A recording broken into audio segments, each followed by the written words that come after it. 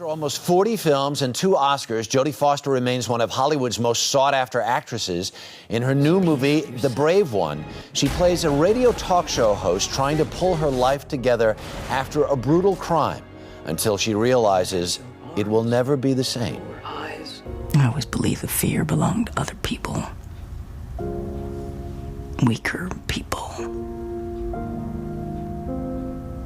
It never touched me.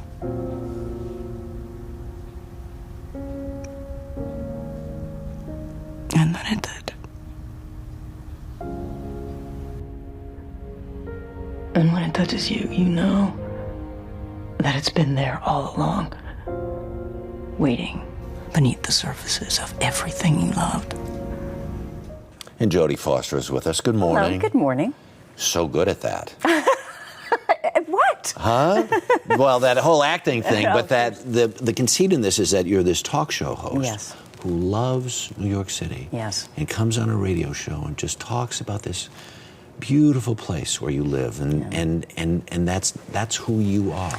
Well, in some ways, the nostalgia of what New York used to be, right? Before Times Square was Disneyland. And, you know, some of the things that are disappearing before our very eyes. Right. And, of course, as she is disappearing before our very eyes. Yeah. It's a beautiful movie. I have to say, it's one of the best movies I've made in years. I'm so proud of it. It wasn't written originally like that, what, for a talk show host? Or wasn't that your idea? Yes, yeah. It was written originally as a sort of any kind of journalist. Right. And the idea of having there be this music that's her voice that kind of carries you through the film in the night as she walks in the night really appealed to me, and for a lot of reasons and for a lot of narrative reasons. Sure, sure. This horrible, horrible, horrible thing happens to you, and you change.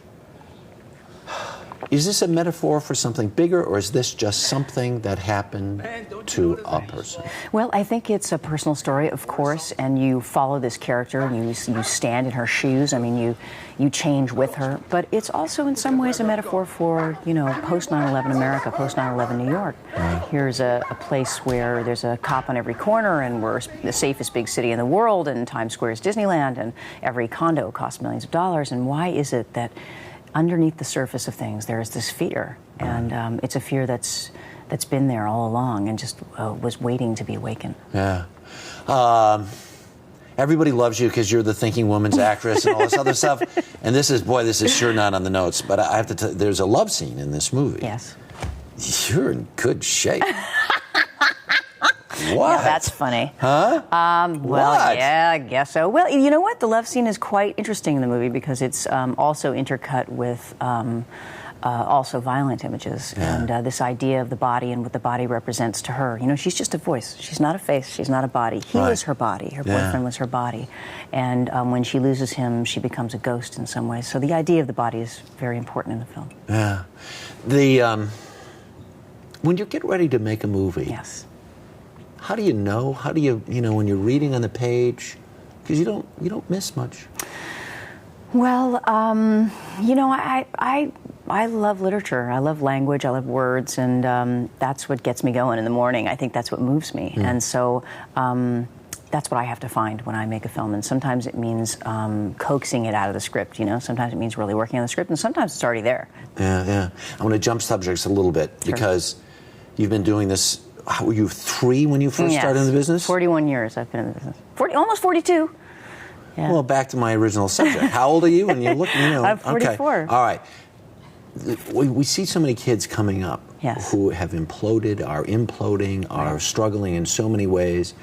When you see this happening, sort of, you know, in every tabloid that's out there, what do you think? What do you know that maybe they ought to know? Well, it's a different time now than it was when I was 18. When I was 18, we all made fools of ourselves, and people didn't have those big, long lenses following you around wherever you went. So, and I'm sure you made a fool of yourself, too, when you were 18. even just this morning. Yes. You know, the ability to be free is important for young people, but it also, you know, when I was 18, they didn't pay people with crazy amounts of money. You know, you had to sort of work and have a body of work behind you. It just was a different time, and also, you know, I different circumstances. My mom was quite clear about compartmentalizing my life. So there was work, which was from 8 o'clock in the morning until 6 or 7, and then after that, that was your real life, and that's who you really were. Yeah. And all of the cappuccinos that get brought to you and the makeup and all that kind of stuff really belongs in the work world. That doesn't belong in the other world. Interesting. Good to see you. Thank you. Congratulations. Pleasure. As always. Yeah. I'm there. Shake my hand. So. We've been doing this a long time, right? We have. It's been many, many years. I'm not going to even say how many, because I don't want to date you. You don't want to date me? Well, that's not what I meant. I mean, I'd love to date you, but I don't want to date you. All right. Whatever. You Enough get it. said. Jodie Foster, thank you.